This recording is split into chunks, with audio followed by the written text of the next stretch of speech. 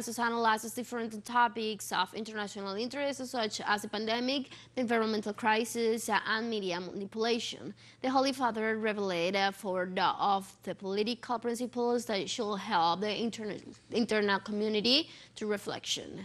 The head of the Catholic Church underlined his reaction of the exclusionary actions of some governments with regard to the pandemic and consider that inequalities continues to dominate the social structure which prevents the distribution of humanitarian vaccines. On the development of the conflict in Russia and Ukraine and the weight of international organizations, Pope Francis questioned the fact that the United Nations does not have the power to make certain countries suspend hostilities.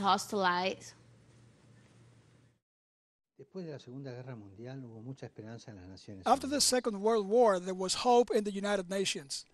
But I don't want to offend you. I know there are very good people who are working, but at this point they have no power to impose themselves. They have no power.